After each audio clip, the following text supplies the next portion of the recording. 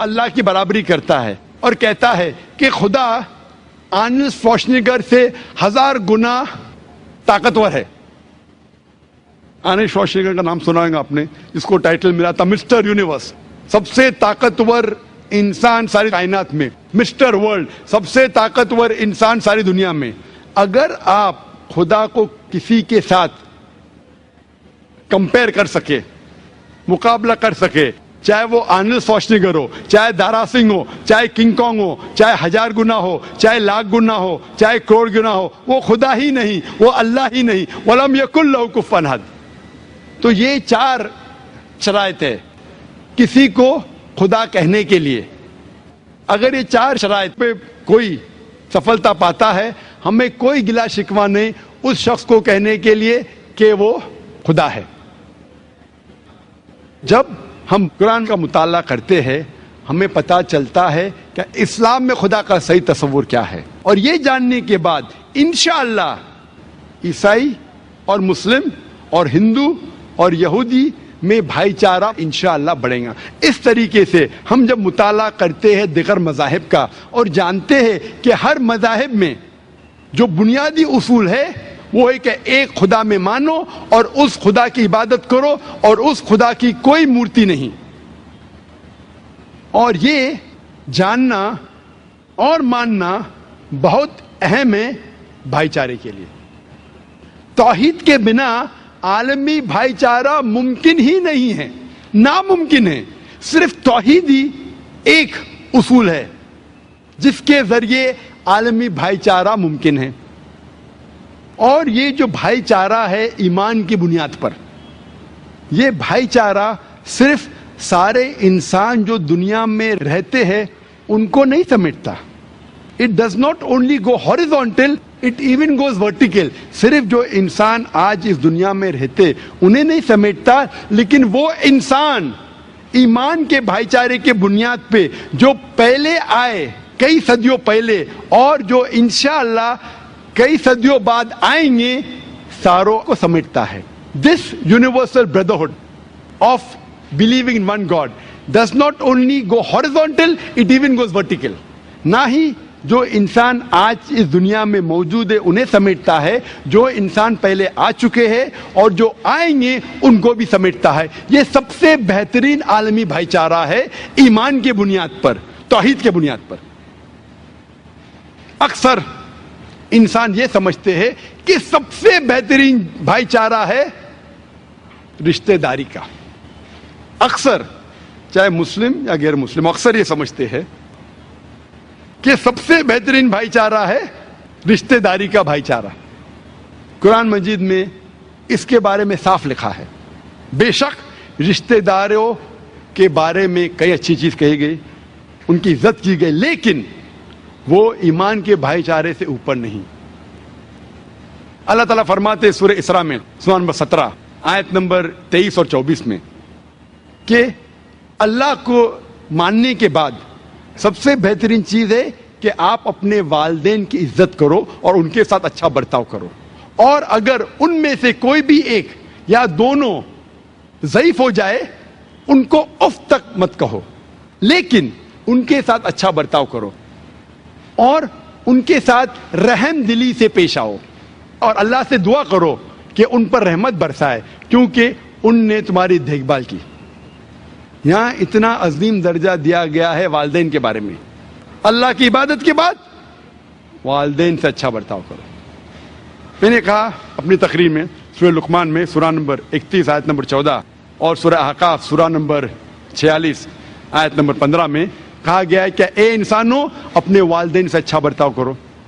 لیکن فوراً بعد سورہ لقمان سورہ نمبر 31 آیت نمبر 15 میں کہا گیا ہے لیکن اگر آپ کے والدین جد و جہد کرے آپ کو کسی اور کی عبادت کرنے کے لیے اللہ کے علاوہ، آپ ان کا کہنا مت مانو، پھر بھی ان کے ساتھ حسن سلوک کرو.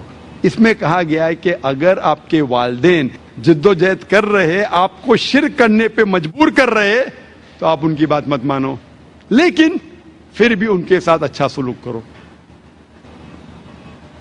اللہ تعالیٰ فرماتے ہیں سورہ نساء میں سورہ نمبر 4 آیت نمبر 135 میں، یا ایھا الذین آمنو، اے مومنو، حق کے لیے گواہی دو، اللہ کے لیے،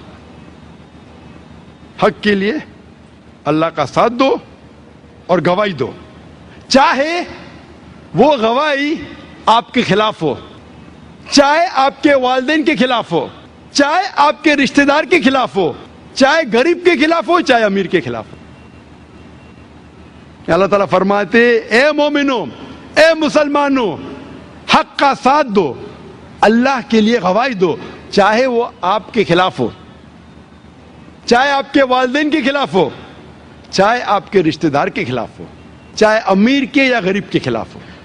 مطلب اپنے خلاف بھی اگر حق کی بات کرے، اگر آپ کا نقصان بھی ہو پھر بھی حق کی بات کرو، اللہ کا ساتھ دو، چاہے آپ کے والدین کے خلاف ہو اللہ کا ساتھ دو، چاہے آپ کے رشتہ دار کا خلاف ہو اللہ کا ساتھ دو، چاہے امیر یا غریب کے خلاف ہو۔ امیر کے خلاف بھی دینا پڑا تو اللہ کے لیے امیر کے خلاف گواہی دو۔ یہ تو میں سمجھتا تھا امیر کے خلاف، اور امیر کے خلاف تو کیا ہوا، گواہی دینا چاہیے، لیکن جب ایک تفسیر پڑھا مجھے پتا چلا، جب اللہ تعالیٰ کہتے امیر یا غریب، ہمارے ذہن میں آتا ہے کیا امیر کے خلاف بھی گواہی دیں گے ہم، لیکن امیر کے خلاف تو دینا پڑے تو دو، لیکن اگر آپ سوچتے غریب انسان ہے اس کا کون دیکھ بھال کرے گا، چلو میں جھوٹی گواہی غریب کے فیور میں دوں، وہ بھی حرام ہے، کیونکہ لکھا ہے کہ اللہ تعالیٰ دونوں کی حفاظت کرتے، چاہے امیر ہو چاہے غریب ہو۔ مطلب صرف امیر کے خلاف مت دو، لیکن غریب کے خلاف بھی اگر دینا پڑا حق کی گواہی، اب یہ نہیں سوچ سکتے ارے غریب انسان ہے اس کے ساتھ کون ہے، تو میں جھوٹی گواہی اس کے فیور میں دو، اس کے حق میں دو، غلط ہے۔ جھوٹی گواہی غریب سمجھ کے دینا وہ بھی غلط ہے، کیونکہ اللہ تعالیٰ سب کا دیکھ بھال کرتا ہے، چاہے امیر ہو یا غریب ہو، کالا ہو یا گورا ہو، عورت ہو یا آدمی ہو۔ اس آیت سے یہ معلوم پڑتا ہے کہ جو ایمان کا درجہ ہے، ایمان کا بھائی چارہ، وہ رشتہ داری کے بھائی چارے سے کہیں زیادہ افضل ہے۔ میں اپنے تقریر کو ختم کرنا چاہتا ہوں چند مثالوں کے ساتھ۔ قرآن مجید میں کئی مثالیں ہیں جس میں ہمیں پتہ چلتا ہے کس طریقے سے ہمارے پیغمبروں نے ایمان کے بھائی چارے کے لیے رشتہ داری کی قدر نہیں کی۔ سب سے بہترین مثال ہے نوح علیہ السلام کی، جس کا ذکر آتا ہے سورہ ہود میں، سورہ نمبر 11 آیت نمبر 45 سے آیت نمبر 49 تک۔ اور ہمیں بیک گراؤنڈ پتہ ہے نوح علیہ السلام کے بارے میں کہ نوح علیہ السلام اللہ کے پیغمبر تھے، انہیں وحی آئی تھی کہ بارش ہونے والی ہے تو آپ ایک ناؤ بناؤ۔ وہ لوگوں سے پیغام دیتے، اکثر لوگ نہیں مانتے، ان میں سے ان کا بیٹا بھی نہیں مانتا، بولتا ہے بارش اس ڈیزرٹ میں، اس صحرے میں ممکن ہی نہیں، اور آ بھی گئی تو میں پہاڑی کی چوٹی پہ جا کے بیٹھ جاؤں گا، اتنا اونچا پانی تو آ ہی نہیں سکتا ہے۔ یہاں نوح علیہ السلام اللہ سبحانہ و تعالیٰ سے وچن لیتے ہیں کہ یا اللہ سبحانہ و تعالیٰ آپ میرے گھر والوں کو بچانا، اللہ تعالیٰ وعدہ دیتے کہ میں تمہارے گھر والوں کو بچاؤں گا۔ پھر بارش آتی ہے، نوح علیہ السلام کے بیٹے وہ جاتے پہاڑی کی چوٹی پہ، اور بارش آتی ہے، پانی بڑھتا ہے چوٹی پہ بڑھتا ہے، اور ان کا بیٹا جب ڈوبنے آتا ہے وہ مدد کے لیے چلاتا ہے اپنے والد سے، نوح علیہ السلام سے۔ تو نوح علیہ السلام اللہ کی طرف دیکھ کے کہتے ہیں اور ان کو وعدہ یاد دلاتے کہ تو نے وعدہ کیا تھا کہ تو میرے گھر والوں کو بچائیں گا۔ اللہ تعالیٰ وہی نازل کرتے ہیں تیرا بیٹا تیرا گھر والا نہیں ہے، تیرا بیٹا تیرا گھر والا نہیں ہے۔ مطلب ایمان کی جو بنیاد ہے وہ رشتہ داری سے کئی زیادہ عظیم ہے۔ تو اللہ تعالیٰ یہ فرماتے ایمان والے تیرے گھر والے ہیں، تیرا بیٹا تیرا گھر والا نہیں ہے۔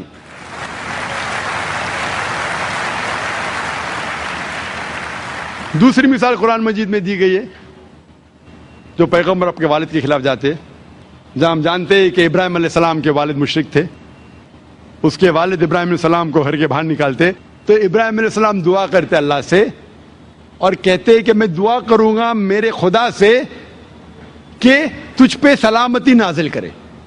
یعنی ان کا باپ ان کو گھر کے باہر نکالتا ہے، پھر بھی وہ اللہ کی عبادت کرتا ہے اور دعا کرتا ہے کہ میرے والد پہ رحمت برسا، کہتا ہے السلام علیکم. اور کئی مثال ہے، آپ پڑھیں گے سورہ تحریم سورہ نمبر 66 آیت نمبر 10 میں. یہاں مثال ہے بیویوں کی، لوط علیہ السلام کی بیوی اور نوح علیہ السلام کی بیوی، جن نے اپنے شوہر جو پیغمبر تھے ان کا کہنا نہیں مانا، پھر بھی جو پیغمبر تھے نوح علیہ السلام اور لوط علیہ السلام حق پہ رہے، توحید پہ رہے. دوسری مثال ہے سورہ تحریم میں سورہ نمبر 66 آیت نمبر 11 میں. یہ مثال ہے اس بیوی کی جو اپنے شوہر کے خلاف جاتی ہے، اور وہ شوہر اس وقت دنیا کا سب سے طاقتور انسان تھا، سب سے دولت مند انسان تھا. میں ذکر کر رہا ہوں بی بی آسیہ کے بارے میں. بی بی آسیہ کے بارے میں جو اہلیہ تھی فرعون کی، سورہ تحریم میں سورہ نمبر 66 آیت نمبر 11 میں بی بی آسیہ دعا کرتی اللہ سبحانہ و تعالیٰ سے، یا اللہ، یا رب، تو میری ساری دولت لے لے، اس کے بدلے میں ایک گھر تیرے قریب مجھے جنت میں دے. فرعون کی بیوی جو سب سے طاقتور انسان تھا، جو طاغوت تھا، اپنے آپ کو خدا کہتا تھا، سب سے مالدار تھا، اس کی بیوی کہتی ہے کہ تو میری ساری دولت لے لے، اس کے بدلے ایک گھر دے جنت میں تیرے قریب. قرآن میں مثال ہے کہ والد نے اپنے غلط بیٹے کے خلاف گئے توحید کے لیے. مثال ہے کہ پیغمبر اپنے والد کے خلاف گئے، بچوں کے خلاف گئے، والد کے خلاف گئے. پیغمبر نے اپنے اہلیہ کے خلاف گئے صرف اللہ کے لیے. بیوی نے اپنے شوہر کے خلاف گئے صرف اللہ کے لیے. اس سے یہ ثابت ہوتا ہے کہ ایمان کا بھائی چارہ، توحید کا بھائی چارہ، ایک خدا کو ماننا اور اس کی عبادت کرنا، یہ بھائی چارہ سارے بھائی چاروں سے اونچا ہے، اور یہ ایک ہی بھائی چارہ ہے جس سے سارے دنیا کے لوگ ایک ہو. اور اس بات کے ساتھ میں اس تقریر کو ختم کرنا چاہتا ہوں سورہ نحل کی آیت سے، سورہ نمبر 16 آیت نمبر 125 میں، جہاں اللہ تعالیٰ فرماتے ادعو الی سبیل ربک بالحکمہ والموعظۃ الحسنہ وجادل باللتی احسن. لوگ کو بلاؤ اللہ کی طرف حکمت کے ساتھ اور حسنت کے ساتھ. وآخر دعوانا الحمدللہ رب العالمین.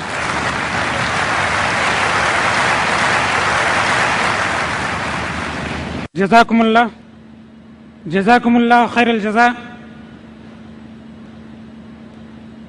توحید ہی پر عالمی بھائی چارے کی اساس اور بنیاد ہے. یہ تھے ڈاکٹر ذاکر نائک، جو اردو زبان میں خطاب کر رہے تھے. کون سی بات کہاں کیسے کہی جاتی ہے، کون سی بات کہاں کیسے کہی جاتی ہے، یہ سلیقہ ہو تو ہر بات سنی جاتی ہے. آپ لوگوں کی پوری خاموشی اور یکسوئی کے ساتھ پورے خطاب کے دوران متوجہ رہنا اور سننا اس بات کی دلالت ہے کہ ڈاکٹر ذاکر نائک کی بات کیوں سنی جاتی ہے. خطاب کے بعد سب سے زیادہ مفید اور دلچسپ اور فائدہ مند سیشن سوال و جواب کا سیشن ہوگا. یہ وہ سیشن ہے جس کا کہ ہم میں سے ہر کسی کو انتظار رہتا ہے، اور ڈاکٹر صاحب کے علمی فیوز و برکات سے ہم استفادہ کرنا چاہتے ہیں. سوال و جواب کی نشست کے آغاز سے پہلے میں اس سیشن کے کچھ قوانین اور کچھ طرائق آپ کو بتا دینا چاہتا ہوں. اس نشست کے لیے 3 مائک کا انتظام کیا گیا ہے. نمبر 1 مائک ہمارے بالکل بائیں ہے، اور 2 نمبر مائک وہ بیچ میں رکھا گیا ہے. 3 نمبر کا مائک ہماری بہنوں اور خواتین کے لیے خاص ہے. سوال کے سلسلے میں عرض یہ ہے کہ سوال کے لیے آپ لائن میں تشریف لائیں اور اپنی باری کا انتظار کریں. کوشش کریں کہ سوال مختصر ہو اور موضوع ہی سے متعلق ہو. خیال رہے کہ یہ مناظرے کی مجلس نہیں ہے، لہٰذا اگر کوئی دوسرا سوال کرنا ہو تو دوبارہ لائن میں آئیں۔ یہ ہماری ترجیح ہمیشہ سے رہی ہے اور آج بھی ہے کہ غیر مسلم بھائیوں کو ترجیح دی جائے گی۔ کسی بھی مائک پر کوئی غیر مسلم بھائی یا بہن اگر موجود ہوں گے تو اسے ترجیح دیا جائے گا۔ یہ اصول و ضوابط آپ سامعین کے فوائد کے لیے بنائے گئے ہیں تاکہ ڈاکٹر صاحب سے زیادہ استفادہ کیا جا سکے۔ میں سب سے پہلے مائک نمبر 1 کے سائل سے، سوال کرنے والے سے، اس کو اجازت دوں گا، لیکن ایک اور گزارش ہے کہ سائل سوال کرنے والے اپنا نام اور اپنا پروفیشن یا پیشہ ضرور بتائیں۔ میرا نام مہیش مہتا ہے اور میں ریٹائرڈ پرسن ہوں۔ قرآن شریف میں لکھا ہے کہ بنا وجہ فساد مت پھیلا، شانتی بنی رہے تو بنی رہنے دو، یا بنا وجہ قتل بھی مت کرو۔ لیکن آپ دنیا میں دیکھتے ہیں کہ ورلڈ وار پہلا اور سیکنڈ میں جتنے لوگ نہیں مارے گئے اتنا ریلیجن کے نام پہ مارے گئے لوگ۔ سمجھو ہندو مسلم ہے یا عیسائی مسلم ہے، سارے ورلڈ میں، تو یہ غلط نہیں ہے۔ اور دوسرا ایک بات بتانے کا ہے کہ کئی سالوں پہلے جب ایودھیا کا وہ ہو گیا تھا تو ذاکر نائک نے مجھے بتایا تھا کہ اگر کوئی ہندو ہے مدد چاہتا ہے تو میں کرے گا، ہم لوگ تبھی مجھے بولا تھا۔ تو یہی اصلی بھائی چارہ ہے یہ عالمی۔ مہیش بھائی، مہیش مہتا بھائی جو ہے ماشاءاللہ ہمارے ادارے، جب ادارہ شروع ہوا تھا 1991 میں، اس وقت سے ماشاءاللہ آ رہے ہیں، اور اس وقت جو کوئی ہمارے لائبریری میں سے سب سے زیادہ جو ویڈیو کیسٹ لیتا تھا، کوئی مسلمان بھی اس کا مقابلہ نہیں کر سکتا تھا ماشاءاللہ۔ آج وہ کہہ رہے کہ ریٹائرڈ ہے لیکن ٹائرڈ نہیں ہے، ریٹائرڈ ہے لیکن ٹائرڈ نہیں ہے ماشاءاللہ۔ ابھی بھی ہر کانفرنس میں ہمارے آتے ہیں اور اکثر سوال پہلے پوچھتے اور کہتا ہے کہ میں نے اس وقت کہا تھا اور اب بھی کہتا ہوں، اگر کوئی ہندو کی مدد کرنا، ہر انسان کی مدد کرنا فرض ہے، چاہے ہندو ہو یا عیسائی ہو یا مسلمان ہو، اور اب بھی ماشاءاللہ ہم ہندوؤں کی مدد کرتے ہیں اور انشاءاللہ کرتے رہیں گے۔ اور یہ جو کانفرنس ہے، یہ کانفرنس سب کی مدد کر رہا ہے، مسلمان کی بھی، عیسائی کی بھی، ہندو کی بھی۔ جہاں تک کہ آپ کا سوال ہے، اور بہت اہم سوال ہے، بہت اچھا سوال ہے کہ اسلام میں کسی دوسرے کا قتل کرنا غلط ہے، فساد پھیلانا غلط ہے، معصوم کا قتل کرنا غلط ہے، چاہے ہندو یا مسلمان ہو۔ لیکن آج کی تاریخ میں دھرم کی بنیاد پر قتل ہو رہا ہے ہندو مسلم میں، اور اتنا قتل ہو رہا ہے کہ جتنا ورلڈ وار 1 اور 2 میں نہیں ہوا۔ اور جو آپ کہتے ہیں میں بالکل مانتا ہوں، لیکن یہ بات جو ہو رہی ہے بالکل غلط ہے، اس بنیاد پہ نہیں ہونا چاہیے۔ اسی لیے ہم یہ کانفرنس کر رہے ہیں۔ ہم یہ کانفرنس کیوں کر رہے ہیں؟ اگر ہندو مسلمان کو صحیح طریقے سے سمجھے اور مسلمان ہندو کو صحیح طریقے سے سمجھے تو یہ لڑائی مٹ جائیں گی۔ اور آپ نے میرے لیکچر سنا ہوگا، اس ٹیررزم مسلم مونوپولی، یہ ٹیررزم مسلم مونوپولی جو ہے، اس میں نے کہا کہ کوئی دھرم نہیں سکھاتا دوسرے دھرم والوں کا قتل کرنا۔ اب بھگوت گیتا پڑھو، وید پڑھو، قرآن پڑھو، بائبل پڑھو، یہ نہیں سکھاتا۔ لیکن میرے نزدیک یہ مونوپولی جو ٹیررزم کی ہے وہ ہے پولیٹیشنوں کی۔ یہ پولیٹیشین لوگ جو ہے یہ عام طور پہ بھڑکاتے ہیں لوگ کو دھرم کی بنیاد پر، اور ہم معصوم لوگ ان کے بھڑکاؤ میں آ جاتے ہیں۔ آپ جو دیکھیں گے جتنے دنگے فساد ہوئے، چاہے گجرات میں ہو، چاہے اودھیا میں ہو، چاہے بامبے میں ہو، اس کی بنیاد کون تھے؟ پولیٹیشین۔ وہ غریب کو اکساتے ہیں، وہ بیچارہ غریب اپنے خود کے دھرم کے بارے میں نہیں جانتا ہے اور وہ ان کو بھڑکاتے ہیں، اسی لیے یہ دنگے فساد ہوتے ہیں۔ اور اس دیش میں، ہندوستان میں سب سے زیادہ دنگے فساد ہوتے ہیں دھرم کے نام سے۔ اسی لیے اس کانفرنس کے ذریعے، ابھی آپ ماشاءاللہ آپ ہمارے وہاں ادارے میں آتے، کانفرنس میں آتے، آپ کو اسلام دھرم سے بالکل شکایت نہیں۔ کوئی مسلمان اگر آپ کے خلاف ہوگا कुछ आपको तकलीफ देंगे तो बेशक आप उसके खिलाफ होते, लेकिन ओवरऑल आपको इस्लाम के बारे में कोई गलत फहमी नहीं होगी तो आप मुसलमान से अच्छे तरीके से बर्ताव करेंगे। जहां तक कि मैं जानता हूं, आप माशाअल्लाह मेरे साथ हमेशा अच्छा बर्ताव करें और इंशाअल्लाह करते रहेंगे। तो इस गलत फहमी को दूर करने के लिए ऐसे कॉन्फ्रेंस मेरे हिसाब से और होना चाहिए। दे शुड, जिस तरीके से कुरान मजिद में कहा गया है, तालव इला कलिमतिन सवाइम बैना बैनकुम, सूरह अल इमरान सूरह नंबर 3 आयत नंबर 64 में, आओ उस बात की तरफ जो आप और हमें यकसा है। इख्तिलाफ तो रहने वाला है, हम इख्तिलाफ के ऊपर बहस न करें, जो यकसानियत है उसके बारे में बात करें। मैं चाहूं तो एक लंबी तकरीर कर सकता हूं, difference between Islam and Hinduism, difference between Islam and Christianity. ये मैं चाहता भी नहीं हूं और करूंगा भी नहीं, क्योंकि मैं अमन चाहता हूं। तो अमन की बुनियाद एक दूसरे को समझने के बाद ही हो सकती है, और ये समझे कि हमारा ईश्वर एक है, हमारा पालने वाला एक है, हमारा खालिक एक है, और अगर हम एक ही खालिक की इबादत करें और उसी को माने तो ये धर्म की बुनियाद पर फसाद बिल्कुल मिट जाएंगे। और मैं चाहता हूं कि आप जैसे लोग और इस्लाम को पढ़े, मुसलमान हिंदू धर्म को पढ़े, एक दूसरे को समझे और कम से कम यकसानियत पे अमल करे। जो इख्तिलाफी बातें हैं उसके बारे में कल डिस्कस कर सकते हैं, आज कम से कम यकसानियत पे अमल करेंगे तो इंशाअल्लाह ये दंगे फसाद बंद होंगे और ये कत्ल एक दूसरे का धर्म की बुनियाद पर बंद हो जाएगा। अच्छा, मेरे लिए मैं बता दूं कि मैं हिंदू मुस्लिम में भेद नहीं रखता हूं, और मैं कई मुस्लिम यतीम खाने पूरे इंडिया में वहाँ डोनेशन दिया है। मैं ज़कात तो नहीं बोलेगा क्योंकि मैं मुस्लिम नहीं है, तो मैं भेद नहीं करता हूँ, समझा। माशाल्लाह महेश भाई, वही तो मैं कहता हूँ, अगर बाकी हिंदू भी आपकी तरह इस्लाम को जाने और समझे तो इंशाअल्लाह ये नफरत मिट जाएंगी और हम हिंदू मुस्लिम एक हो जाएंगे।